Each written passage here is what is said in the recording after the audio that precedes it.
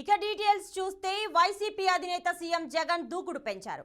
Assembly ఎన్నికల బరిలో దిగే టీం ఎంపిక కోసం తీవ్ర కసరత్తు చేస్తున్నారు. గత 10 రోజులుగా ఇన్ఛార్జీల మార్పు, కొత్త వారి నియామకంపై కార్యాచరణను వేగవంతం చేశారు. రాష్ట్రంలోని అన్ని అసెంబ్లీ స్థానాల్లో పాగా వేసేలా 175 సీట్లు టార్గెట్గా ముందుకెళ్తున్నారు. అందుకు తగ్గట్టుగానే దానికి కొత్త టీంను ఎంచుకునే పనిలో పడ్డారు. సీటు కోల్పోతున్న వారిని తాడేపల్లికి పిలిపించి వారితో మాట్లాడుతున్నారు. గ్రాఫ్ బాగోలేని చోట పోటీ చేసినా ప్రయోజనం లేదని చెప్తున్నారు. సీటు రాని వారి రాజకీయ భవిష్యత్తుకు తనది గ్యారంటీ అంటున్నారు సీఎం జగన్.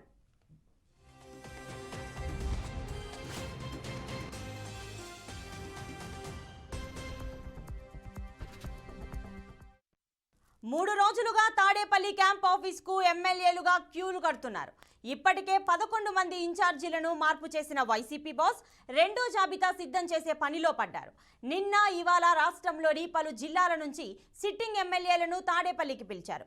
వారికి సీటు ఎందుకు ఇవ్వడం లేదు, వారికి స్థానికంగా ఎలాంటి పరిస్థితులు ఉన్నాయి అనే అంశాలను పార్టీ పెద్దలకు వివరిస్తున్నారు.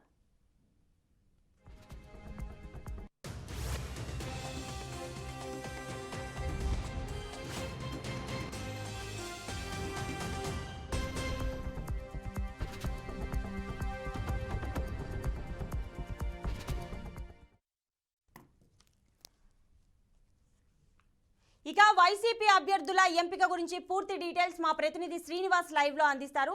శ్రీనివాస్ చెప్పండి, సో వైసీపీ ఎంపీల ఎంపిక గురించి మీ దగ్గర ఉన్న డీటెయిల్స్ ఏంటి? ప్రతిభ, వైసీపీ అభ్యర్థులకు సంబంధించి ఇంకా కసరత్తు కొనసాగుతుంది. ఈ రోజు 3వ రోజు కూడా కొంతమంది ఎమ్మెల్యేలకు సీఎంఓ నుంచి పిలుపొచ్చినట్టు కూడా సమాచారం ఉండటం జరిగింది. గడిచిన 2 రోజులు కూడా ఆయా ప్రాంతాలు, ఇటు తూర్పు గోదావరి, పశ్చిమ గోదావరి జిల్లా, రాయలసీమ జిల్లాల నుంచి కూడా ఎమ్మెల్యేలు వచ్చి ఆ సీఎంఓ ప్రతినిధులతో మాట్లాడేటువంటి పరిస్థితి కూడా ఉండటం జరిగింది. కానీ చూసినట్లయితే గనక గడిచిన 3 రోజుల నుంచి కూడా హడావుడి అయితే కనపడుతుంది, కానీ ఎక్కడ అధికారికంగా సిట్టింగ్ ఎమ్మెల్యేలను మార్చిన పరిస్థితి కూడా కనపడటం లేదు. అయితే గతంలో ఏదైతే మొదటి విడత విడుదల చేసినటువంటి 11 మంది ఇన్ఛార్జీల లిస్టు బయటికి రావటమే కానీ అధికారికంగా ఎక్కడా కూడా ఇప్పటి వరకు కూడా మరలా ఏ ఎమ్మెల్యే అభ్యర్థిని తమ స్థానాన్ని నుంచి మారుస్తున్నట్లు కానీ ఎక్కడ ఇటువంటి సమాచారం కూడా ఇవ్వలేదు. కానీ ముఖ్యంగా చూసుకున్నట్లయితే కనుక తూర్పు గోదావరి, పశ్చిమ గోదావరి జిల్లాలలో ఎక్కువ సంఖ్యలో మార్పులు చేర్పులు ఉంటాయని అనుకున్నారు. ఆ విధంగానే వారితోటి కసరత్తు కూడా జరగడం జరిగింది. అధికారికంగా లిస్ట్ అయితే విడుదలవాల్సినటువంటి పరిస్థితి కూడా ఉండడం జరిగింది. అదే విధంగా రాయలసీమ నుంచి ఒక 4 ఎమ్మెల్యేలు, అదే విధంగా చూసుకున్నట్లయితే కనుక ప్రకాశము, అదే విధంగా నెల్లూరు, ఈ 2 జిల్లాల నుంచి కూడా ఈ రోజు రేపట్లో కూడా ఆ సీఎంఓ నుంచి పిలుపు వచ్చి ఆయా ఎమ్మెల్యేలతోటి వారికి సంబంధించినటువంటి వాటిపైన పూర్తి స్థాయి కసరత్తు చేసిన తర్వాత 2వ విడత లిస్టు బయటకు వచ్చే అవకాశం కనపడుతుంది. అంటే ఇప్పటి వరకు చూసినట్లయితే కనుక అధికారికంగా 11 మంది ఎమ్మెల్యేలు సిట్టింగ్ కి సంబంధించినటువంటి స్థానాలనే మాత్రమే మార్పులు చేర్పులు చేయడం జరిగింది. రానున్న రోజుల్లో ఈ సంఖ్య 35 నుంచి 40కి పెరుగుతుందని కూడా చూస్తున్నటువంటి పరిస్థితి. ఏ రోజు ఎవరికి ఫోన్ వస్తుంది, ఎవరు సీఎంఓ కార్యాలయానికి వచ్చి అక్కడ ఉన్నటువంటి పరిస్థితులు, వారికి సంబంధించినటువంటి ఫీడ్బ్యాక్ ఇవ్వాల్సినటువంటి పరిస్థితి, దానిపై కూడా ప్రతి ఒక్కరూ ఆదుర్తగా ఎదురు చూస్తున్నటువంటి పరిస్థితి. అంటే గడిచిన 4 రోజుల నుంచి చూసుకున్నట్లయితే కనుక సీఎంఓ కార్యాలయంలో పూర్తి స్థాయి కసరత్తు. ఏ నియోజకవర్గానికి సీట్ ఎవరికి ఇవ్వాలి, ఇస్తే ఎటువంటి గెలుపోటముల మీద ప్రభావం ఉంటుంది, ఏంటి, ఏ కారణంతో ఇవ్వలేకపోతున్నారు అనే విషయాలు కూడా ప్రతి ఒక్కటి కూడా క్రోడీకరించి చూస్తున్నటువంటి పరిస్థితి ఉండడం జరిగింది. ఈ రోజు కూడా ఆ సంఖ్య ఎక్కువగా కనపడే అవకాశం కూడా కనపడుతుంది. మరి సిట్టింగ్ ఎమ్మెల్యేల విషయంలోనే మార్పులు ఎక్కువగా జరిగినట్టు తెలుస్తుంది.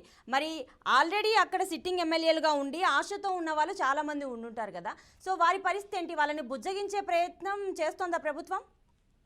తప్పనిసరిగా దానికి సంబంధించి చూసుకున్నట్లయితే కనుక ఎక్కడైతే సిట్టింగ్ ఎమ్మెల్యేలకు ఎవరికైతే రానున్న ఎన్నికల్లో సీట్ ఇవ్వలేకపోతున్నాము, ఏ కారణం చేత ఇవ్వలేకపోతున్నాం ఏననే విషయాలు కూడా క్లియర్ గా చెబుతున్నటువంటి పరిస్థితులు, వారికి భవిష్యత్తులో పార్టీ తరఫున ఏ విధంగా ఉంటారు ఏంటి అనేది కూడా క్లారిటీ ఇస్తున్నారు. ఒక విధంగా చూసుకున్నట్లయితే కనుక మన మద్దాలగిరి కానీ, అదే విధంగా చూసుకున్నట్లయితే కనుక సొంతనూతలపాటు ఎమ్మెల్యే సురేష్ బాబు కానీ, ఇట్లా చూసుకున్నట్లయితే కనుక ఎవరికి వారిని సంబంధించి చూసుకున్నట్లయితే కనుక వారికి సంబంధించినటువంటి స్థానాల్లో నుంచి మార్పులు చేర్పులు జరిగితే కనుక వారిని పిలిచి మాట్లాడుతున్నటువంటి పరిస్థితి కూడా ఉండడం జరిగింది. అంటే రానున్న రోజుల్లో పార్టీ అధికారంలోకి వచ్చే భవిష్యత్తులో మీకు మంచి ప్రాధాన్యత ఇస్తామని చెప్పే విధంగా కాకుండా తప్పనిసరిగా ప్రాధాన్యత ఉంటుందంటూ కూడా చూస్తున్నటువంటి పరిస్థితి.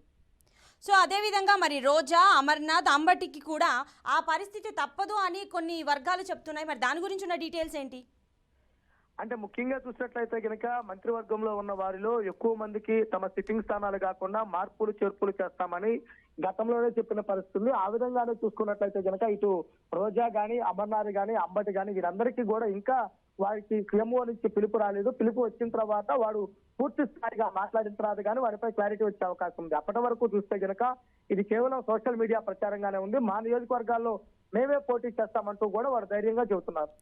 సో సిట్టింగ్ నుంచి కాకపోతే వేరే నియోజకవర్గం నుంచి ఖచ్చితంగా పోటీ చేసే అవకాశం కల్పిస్తారంటారా? అంటే పార్టీలో గెలుపు ఓటమిలతో సంబంధం లేకుండా పార్టీలో ఉన్నటువంటి తీరును గాని, అదే విధంగా ఆయా నియోజకవర్గాల్లో ఉన్నటువంటి ఓటింగ్ సరళి గాని, సామాజిక వర్గాల దృష్టిలో ఉంచుకొని గాని మార్పులు చేర్పులు చేస్తున్నారు. అది గెలుపుపై ప్రభావం చూపుతాయి కాబట్టి ఆ విధంగానే వారికి సిట్టింగ్ స్థానాలు కాకపోతే మార్చి అయినా కానీ వారికి తప్పనిసరిగా స్థానాలకు అవకాశం కల్పించే విధంగా ఉంటున్నారు. ముఖ్యంగా చూసినట్లయితే కనుక వైసీపీ పార్టీ గత ఎన్నికల్లో 150 స్థానాల్లో ఘన విజయం సాధించింది. ఆ సంఖ్యను రీచ్ అయ్యి 175 దృష్టిగా ఏకం కోసమే ఈ ప్రయత్నం చేస్తున్నామని కూడా చెబుతున్నారు. Right Srinivas, thanks for the details.